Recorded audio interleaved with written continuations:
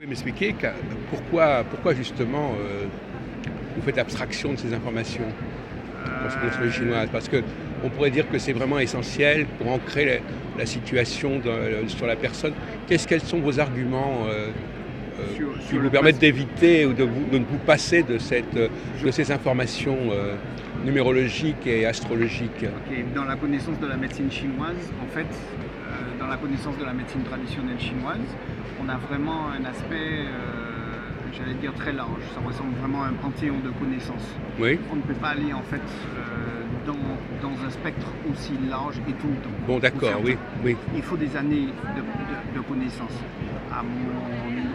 J'allais dire à mon actif, j'ai une dizaine d'années. Là-dedans, je pratique sur des gens qui vont de bébé jusqu'à 92 ans. Donc c'est un panel déjà très important Oui. de connaissances dans plusieurs disciplines, Oui. la pédiatrie, la gérontologie, Oui. l'obstétrique. Oui. Je travaille avec un dentiste sur la notion d'anesthésie en acupuncture. Donc voilà, il y a des domaines dans lesquels en médecine traditionnelle chinoise, je n'y ai pas accès pour l'instant. Oui, mais si vous voulez, quand même, on peut se prendre. Alors, comment fait-on pour. Question encore un peu comme ça, naïve. Comment fait-on pour individuer, pour situer la personne, son cas particulier? Alors son cas particulier va se reconnaître dans la notion des symptômes, puisque la personne viendra pour une consultation sur des choses bien précises. Moi, par exemple, le nom des pathologies importe peu. Oui. Dans l'esprit, c'est vraiment de pouvoir en fait travailler sur la spécificité de la personne directement à partir de ce qu'elle vous amène, c'est-à-dire une construction personnelle sur une approche d'écoute. D'accord, donc c'est un peu empirique, c'est-à-dire que vous voyez ce que la personne vous demande, quels sont ses besoins. Oui. Vous n'avez pas besoin de passer par un certain savoir pour vous rendre compte du profil de la personne. C'est un savoir vous en apercevez par vous-même. C'est un savoir qui va venir sur 3 axes quand même, qui reste avec la médecine traditionnelle chinoise. Oui, d'accord. Le pouls, le teint et la langue. C'est-à-dire que ces 3 éléments sont fondateurs en général du regard que vous pouvez avoir sur. Oui, ça renvoie un peu à la kinésiologie. C'est-à-dire on capte la personne, on la sent. C'est ça, c'est qu'à un certain moment, il y a vraiment quelque chose qui est une lecture à un certain moment. Le pouls, le teint et la langue. Voilà. Le pouls et le teint et la langue. D'accord. Donc vous faites tirer la langue, par exemple. Oui, je regarde sur la langue la position en fait des zones qui ont des couleurs un petit peu particulières. Oui, vous êtes formé à ça. Voilà, c'est ça. C'est plutôt sur. Et les yeux, non, vous ne faites pas d'auriculothérapie? Non, on va travailler sur les oreilles en auriculo. Ah oui. Sur les oreilles en auriculo, on va travailler. Il y a beaucoup de gens sur la notion d'addiction ou de dépendance, on peut travailler beaucoup, et de douleur, on peut travailler sur les oreilles. Ça permet de mettre des points et du coup la durée du soin. Parce que vous connaissez l'acupuncture, ça fait partie de l'acupuncture? Ça fait partie d'une branche de l'acupuncture. Oui, l'auriculothérapie. Donc d'accord. Et alors, pour revenir à des questions fondamentales, pouvez-vous nous expliquer à votre façon le yin et le yang, par exemple? Sur le yin et le yang. Et est-ce que c'est important? J'allais dire, là, c'est un des préceptes. Non, pour prendre le problème comme ça, pour voir un peu comment. Oui, beaucoup plus large, mais en fait, commençons simplement par le jour et la nuit. Oui. Le yin et le yang expliquent beaucoup la notion des cycles, la notion des différents thèmes qui sont opposés mais complémentaires.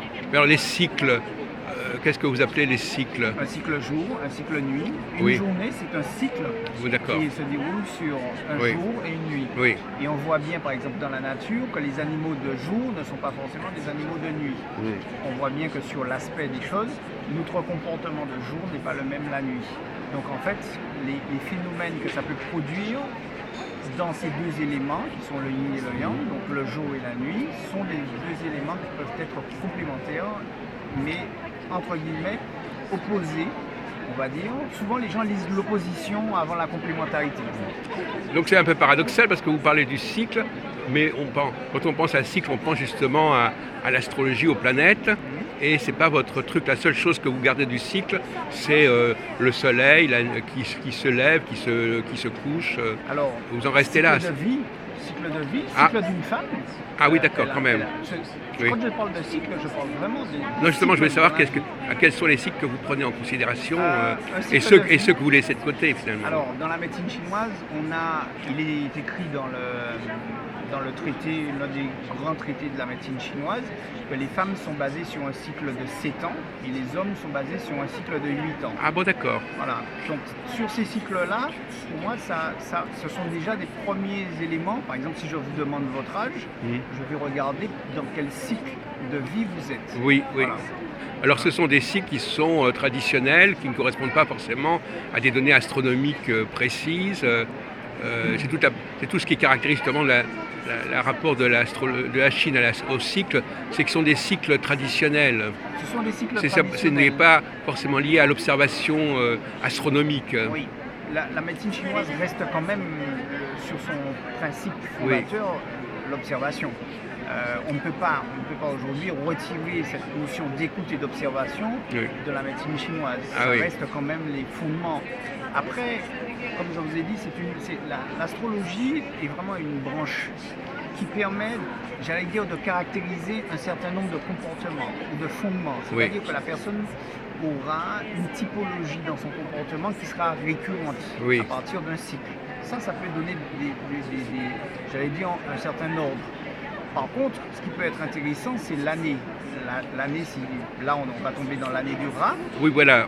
On va tomber dans l'année du rat. Un nouveau cycle de 12 ans. On sera dans ce cycle-là. Et du coup, par contre, ça pourra vous amener des influences. Oui. C'est ce que j'appellerais des influences. Des influences pour tous les gens de l'année en question. Voilà. C'est pas très personnalisé, effectivement. Non, c'est pas personnalisé, mais ça va donner quand même un principe assez quand même. Là, on va par exemple avoir cette notion souvent justement, vous parliez d'une chose importante, de la dualité. Oui. Vous verrez que de plus en plus, on va aller sur des événements ou des choses dans lesquelles les gens verront des oppositions régulières. Ah oui. Ça va être de plus en plus net. Ça va être de plus en plus net ou de plus en plus visible. Ah oui. C'est-à-dire que vous verrez qu'il y a beaucoup de choses qui seront de nature différente et qui vont se présenter à vous. Voilà. Et pourquoi est-ce qu'on peut prévoir cela? Enfin, pourquoi est-ce qu'on peut dire que ça va être de plus en plus comme ça? On revient sur la notion des influences j'allais dire, du temps. Il y a un critère qui fait qu'on entre dans une nouvelle ère ou dans un nouveau temps. Ce sont des cycles, pareil. Ce sont des cycles qui vont se répéter. En médecine chinoise, on est sur des choses un peu comme dans le principe d'une spirale. C'est-à-dire que ça s'appelle une évolution et une involution. C'est-à-dire que l'homme va toujours avoir quelque chose, comme en médecine chinoise, quelque chose qui fait monter, quelque chose qui fait descendre. Oui. Comme une alternance. Il ne faut pas voir ça comme une étant sinusoïde. Une sinusoïde. Voilà. Oui. Pour être exact. Ah, d'accord. Donc vous n'êtes pas complètement étranger à la notion de cycle, forcément. Non. Sur les 4 cycles de l'astrologie chinoise, vous prenez surtout celui de l'année. Voilà. Pas celui du mois, pas celui de l'heure. l'heure. Ça se décline quand même dans les saisons. C'est-à-dire que l'énergie du printemps ne sera pas la même que l'énergie de l'été, etc. Donc, d'accord. Vous voyez, dans les cycles, il y a quand même des déclinaisons après qui se font. Oui.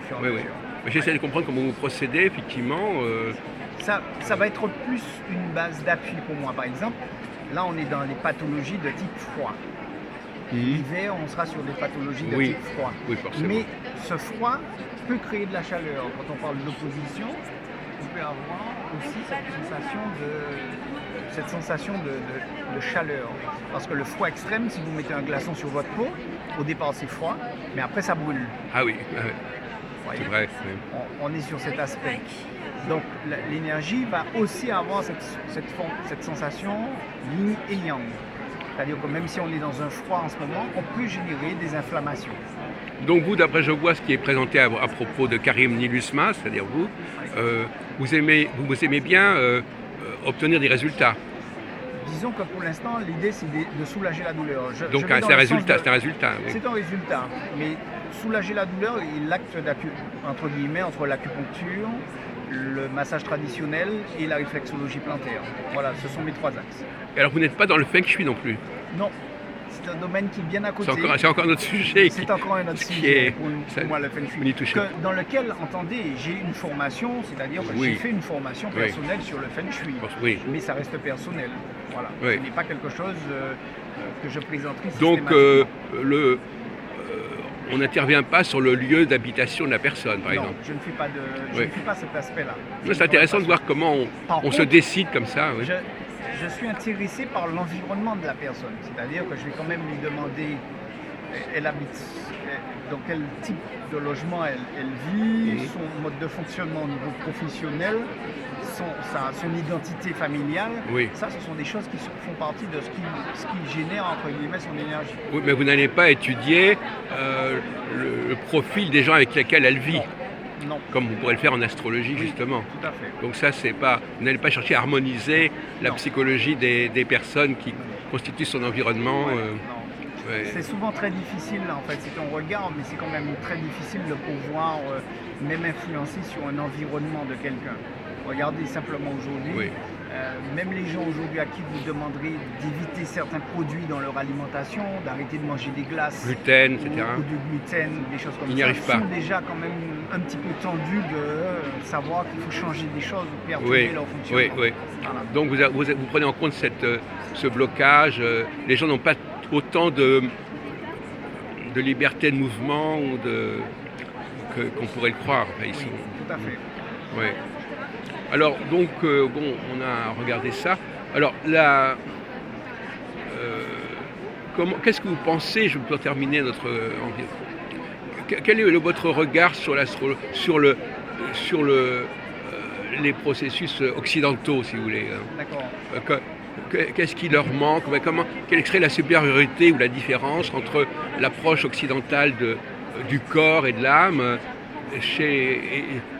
en France et puis, je sais pas moi, dans le monde asiatique? Si je comprends votre question, vous voudriez que je vous donne mon point de vue sur la comparaison un petit peu entre l'aspect occidental et l'aspect oriental. Oui, vous avez bien compris, oui, c'est ça.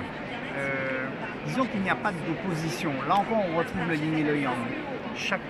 Les Occidentaux sont arrivés aujourd'hui à développer beaucoup de choses sur la notion émotionnelle. C'est-à-dire que les émotions aujourd'hui ont, j'allais dire grâce à l'Europe, enfin j'allais dire aux Occidentaux, une place aujourd'hui. L'émotion, on a compris que ça a une action sur le corps. Il y a la psychanalyse, etc. Voilà. La psychanalyse, mais c'est surtout qu'il y a aujourd'hui un vrai développement sur l'intelligence émotionnelle. Par exemple, dans une entreprise, ils ont compris que quelqu'un peut avoir un super QI, mais aussi, aujourd'hui, on tient compte de ce qu'on appelle le QE, c'est-à-dire le quotient émotionnel. Et ça n'existe pas tellement en Orient. En Orient, beaucoup moins. Ce n'est pas forcément aussi développé. Attention, c'est intégré déjà parce que un oriental, les douleurs de dos sont déjà beaucoup moindres dans leur monde. Parce qu'il y a déjà une forme et un concept culturel qui est déjà différent que le nôtre. Ils sont déjà habitués dès l'enfance à une certaine souplesse. Une certaine souplesse et puis un allongement du dos, une détente du dos qui n'est pas la nôtre. Et donc ils n'auront pas les mêmes pathologies. Voilà. Voilà. Donc je pense qu'aujourd'hui, le développement de la médecine chinoise, par exemple en Occident, est un développement qui aujourd'hui rebondit même en Orient. C'est-à-dire que vous trouvez aujourd'hui des gens en Chine, au Japon, qui sont des Européens et qui enseignent aux Japonais. Donc on voit bien qu'il y a quand même ce passage en sens inverse. En sens inverse qui se fait, ce flux. Et je pense que c'est un mouvement. On parlait de cycle tout à l'heure, un mouvement et un cycle qui montre bien la reprise des choses et le mouvement que la Terre fait, ou la Terre propose. Donc par exemple, là je vois, enfin c'est pas votre truc, mais la façon de se tenir, tout ce qui concerne le problème du dos, par exemple, vous travaillez là-dessus. Oui, on travaille sur la notion de posture et de mouvement. Oui. Ça je pense que il y a une chose qui est importante, par exemple, souvent chez les thérapeutes, c'est qu'on oublie que travailler sur des corps, un peu comme les infirmières, un peu comme les aidants, un peu comme les assistants, ce sont des gens qui quand même souffrent à un certain moment parce que les postures ne sont pas toujours très justes. C'est-à-dire qu'on oublie que l'outil quand même principal engagé, c'est quand même notre corps. Voilà. Et le mettre en sécurité reste quand même une des priorités dans le soin, à mon avis aujourd'hui. Enfin, tout au moins pour moi aujourd'hui, ça doit rester une priorité d'avoir un corps utilisé en sécurité pour faire certaines choses. Mais par exemple, au niveau de l'habitat, par exemple, vous considérez il vaut mieux, par exemple, comment on dort, il vaut mieux dormir sur un futon ou sur un matelas, sur un sommier. Enfin, vous avez une idée quand même il y a peut-être justement des meubles qui ne conviennent pas ou des. Sur cet axe-là, je dirais principalement que trouver des choses adaptées, un lit adapté, oui. Quelque chose qui ne soit ni trop dur ni trop mou, oui. C'est quelque chose que nous devons observer. Si quelqu'un vient me voir régulièrement pour une douleur de dos, je serai obligé de tenir compte de son environnement. Oui, voilà, quand même. Oui, voilà. Donc on rejoint quand même cette notion d'environnement. Mais entendez que quelque part, dans la première approche, c'est quelque chose qui n'est pas forcément débattu. Mais par contre, une douleur de dos, on cherchera plutôt la cause de sa douleur. C'est-à-dire, lui, dans sa mémoire, à quel moment il a pu avoir le réveil de cette information. Parce que ça devient une information, pas une douleur, mais une information. Oui, d'accord. Voilà. Oui, C'est-à-dire que si vous venez me voir pour me dire j'ai mal au dos, je vous demanderai à quel moment cela vous est venu. Parce que la personne avait mal au dos, mais sans en être consciente. C'est ça. C'est ça votre idée? Oui. Ou tout au moins il a l'information depuis un moment, mais qu'il ne la traite pas. Ah d'accord. Et au bout d'un moment, le corps se réveille en lui disant bon, maintenant tu vas traiter cette information parce que là ça devient souffrant. C'est assez subtil ça comme idée, effectivement. Il y a un dialogue, il y a une écoute du corps.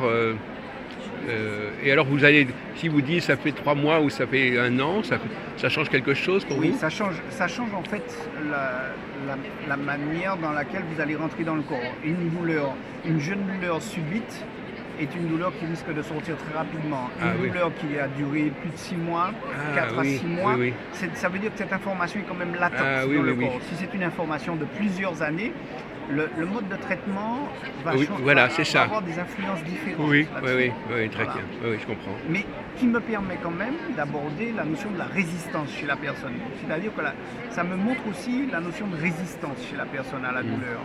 C'est-à-dire que quelqu'un qui a une douleur subite, ou qui va vous dire tiens, ça me dérange, mais ça fait à peu près 1 semaine que j'ai cette douleur. On pourrait dire que cette personne est quand même à une certaine écoute. J'allais dire d'avoir. Elle ne laisse pas traîner les choses. Oui. Donc vous voyez, même dans son mode de pensée, ça influe sur quelque chose. Alors une dernière question subsidiaire, le son, est-ce que vous travaillez sur le son? Alors, le son, c'est-à-dire aussi bien musical que la parole, que les mantras, je ne sais pas. Alors, je suis plutôt sur l'aspect de ce qu'on appelle les chants diphoniques. Je ne sais pas si vous connaissez. Ah oui, c'est mongol. Oui. Disons comme vous savez le faire, ça? Je pratique avec des amis, de manière très simple. Oui. De manière très simple. Vous n'en servez pas dans votre thérapie? Non, pas encore. Pas encore. D'accord. Mais vous pensez qu'il y aurait une perspective? Moi, je pense qu'on peut soigner avec le son. Oui. En tout cas, chez les Chinois, ils prononcent des sons qui vont... Enfin, les sons sont utilisés pour guérir aussi. Oui. Un médecin chinois peut, en posant sa main, avoir ou prononcer ou émettre un son particulier pour transmettre quelque chose.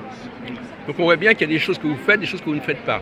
C'est ça. C'est clair. C'est-à-dire que, voilà, je pense qu'on ne peut pas tout faire dans la vie et qu'on choisit des voies et des choses qui sont... Et c'est pas grave. À la limite, c'est pas très grave de laisser de côté certains éléments, certains pans du savoir. On en prend conscience, mais ça ne veut pas dire forcément que vous êtes détenteur d'une utilisation permanente.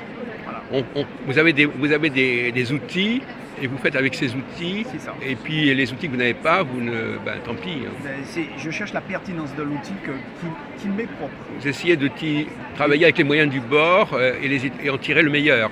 Alors, pas forcément moyen du bord. Disons que quelque part, dans une discipline, vous allez chercher des outils qui vous sont pertinents parce qu'en termes d'utilisation, ça vous procure quelque part derrière un effet.